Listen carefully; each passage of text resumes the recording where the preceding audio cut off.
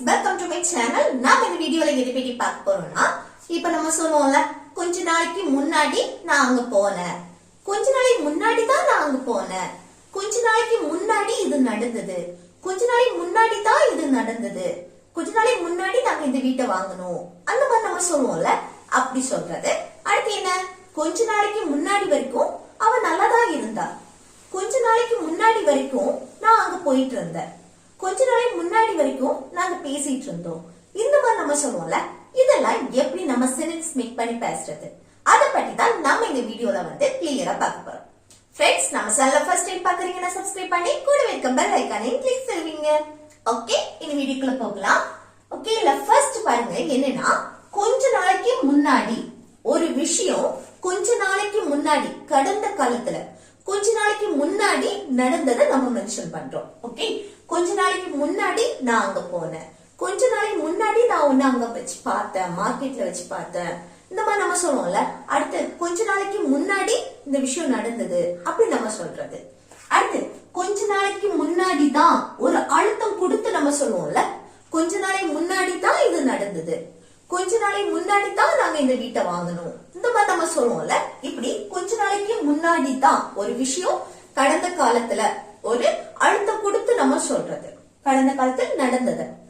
அடுத்து கொஞ்ச நாளைக்கு முன்னாடி வரைக்கும், அப்போ கொஞ்ச நாளைக்கு முன்னாடி வரைக்கும்னா கடந்த காலத்துல அந்த ஒரு விஷயம் தொடர்ந்து கண்டினியூவா நடந்துட்டே இருந்திருக்கு, ஆனா இப்போ இல்ல, கொஞ்ச நாளைக்கு முன்னாடி வரைக்கும் அந்த விஷயம் நடந்துட்டு இருந்திருக்கு. ஓகே, நம்ம சொல்லுவோம்ல, கொஞ்ச நாளைக்கு முன்னாடி வரைக்கும் நாங்க பேசிட்டு இருந்தோம், நான் அங்க போயிட்டு இருந்தேன், கொஞ்ச நாளைக்கு முன்னாடி வரைக்கும் நான் அங்க போயிட்டு இருந்தேன், இந்த மாதிரி நம்ம சொல்லுவோம்ல, அதுதான்.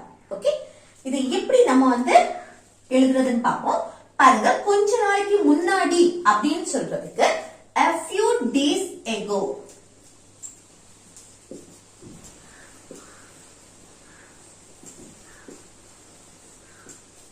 a few days ago. Okay, கொஞ்ச நாளைக்கு முன்னாடி அப்படின்னு சொல்றது.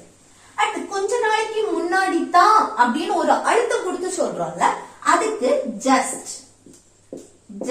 a few days ago. Okay, just a few days ago. இல்ல ஜஸ்ட்க்கு பதிலா நம்ம வந்து கொஞ்சம் கூட நம்ம அழுத்தம் கொடுத்து சொல்றோம் அப்படின்னா only கூட யூஸ் பண்ணிக்கலாம். ஓகே, only யூஸ் பண்ணிக்கலாம், ஆனா டெய்லி கான்வர்சேஷனுக்கு நம்ம just யூஸ் பண்ணிப்போம். சரியா? அப்போ just a few days ago இல்லனா only a few days ago. அடுத்து கொஞ்ச நாளைக்கு முன்னாடி வரைக்கும் அப்படின்னு சொல்றதுக்கு அந்த வரைக்கும் அதுக்கு until a few days ago.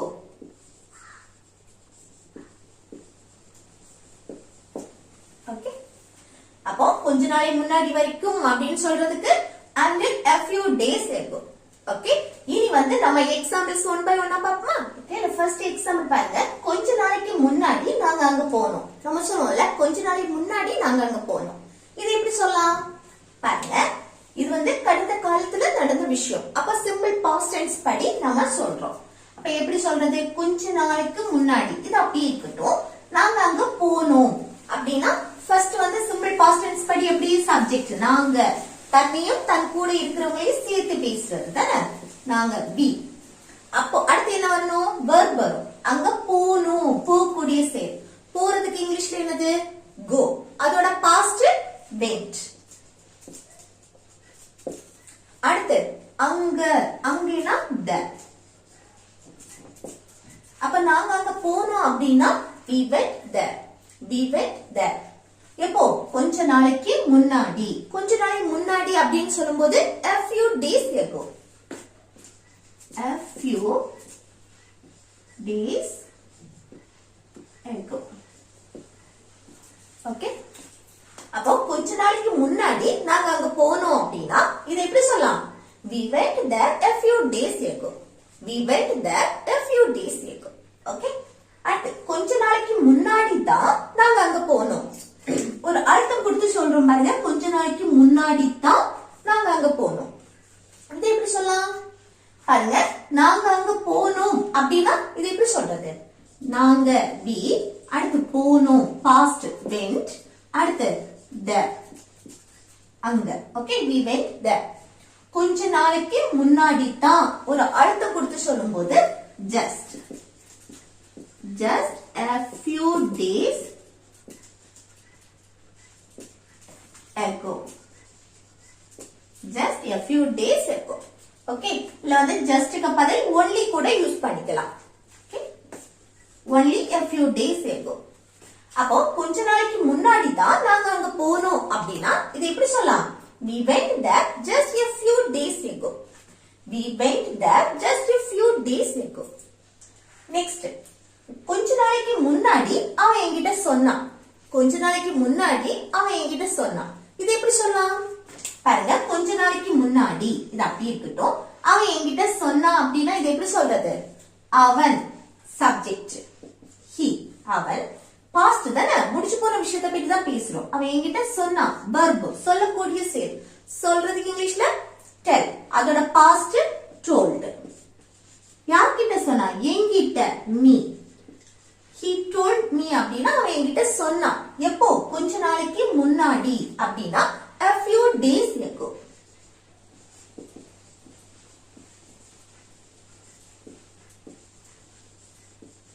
Okay, அப்போ கொஞ்ச நாளைக்கு முன்னாடி அவன் என்கிட்ட சொன்னான் அப்படின்னா he told me a few days ago.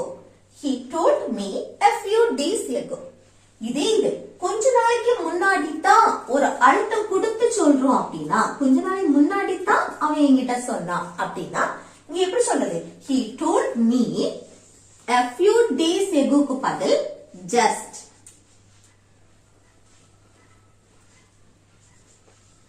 just a few days ago. Okay, just a few days ago. அப்ப கொஞ்ச நாளைக்கு முன்னாடி தான் அவன் வந்து என்கிட்ட சொன்னான் அப்படின்னு சொல்லும்போது he told me just a few days ago. Okay, அடுத்து நெக்ஸ்ட் ஒன் பாருங்க. கொஞ்ச நாளைக்கு முன்னாடி நான் உன்னை பார்த்தேன். நம்ம சொல்லுவோம்ல, கொஞ்ச நாளைக்கு முன்னாடி நான் உன்னை பேங்க்ல வச்சு பார்த்தேன், நான் பஸ்ல வச்சு பார்த்தேன், இந்த மாதிரி நம்ம சொல்லுவோம்ல. அப்ப கொஞ்ச நாளைக்கு முன்னாடி நான் உன்னை பார்த்தேன் அப்படின்னு சொல்லணும்னா இது எப்படி சொல்றது? பாருங்க, கொஞ்ச நாளைக்கு முன்னாடி இது அப்படி இருக்கட்டும். நான் உன்னை பார்த்தேன், பாஸ்ட் முடிச்சு போன விஷயம் தானே. அப்ப சிம்பிள் பாஸ்ட் டென்ஸ் படி எப்படி? நான் சப்ஜெக்ட் ஆயி அதுக்கு அடுத்து என்ன வரணும்? verb. பார்த்தேன், பாக்குறதுக்கு இங்கிலீஷ்ல see, அதோட பாஸ்ட் saw. அடுத்து உன்னை, you, ஆப்ஜெக்ட். சரியா? I saw you அப்படின்னா நான் உன்னை பார்த்தேன். எப்போ? கொஞ்ச நாளைக்கு முன்னாடி. இப்போ a few days ago.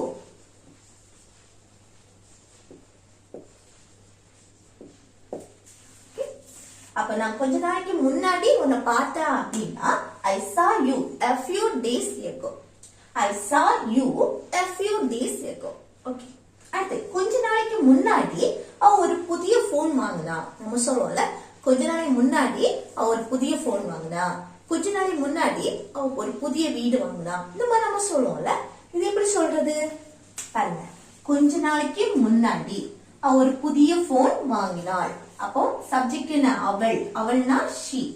அடுத்து verb, புதிய போன் வாங்குறது, வாங்கக்கூடிய செயல். வாங்குறதுக்கு இங்கிலீஷ்ல buy, அதோட பாஸ்ட் என்னது? bought. ஓகே, she bought, அவ வாங்கினா. என்னது? ஒரு புதிய phone, a new phone. Okay, அடுத்து கொஞ்ச நாளைக்கு முன்னாடி அப்படின்னு சொல்லும்போது a few days ago.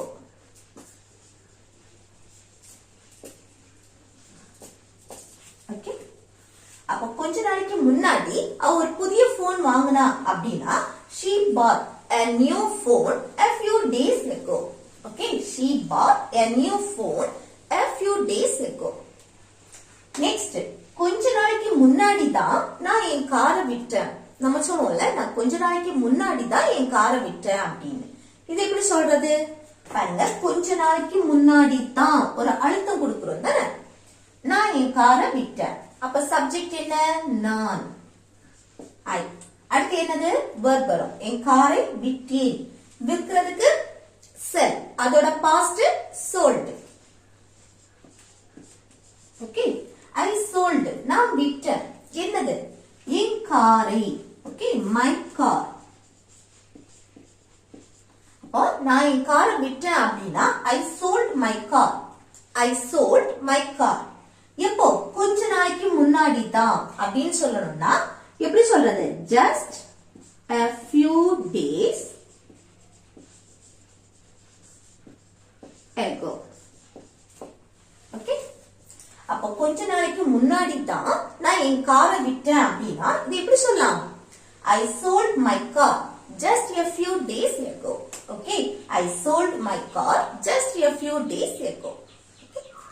அடுத்து நெக்ஸ்ட் பாருங்க, கொஞ்ச நாளைக்கு முன்னாடி வரைக்கும் எனக்கு அவனை தெரியாது. நம்ம சொல்லுவோம்ல, கொஞ்ச நாளைக்கு முன்னாடி வரைக்கும் எனக்கு அவனை தெரியாது அப்படின்னு. இது எப்படி சொல்லலாம்?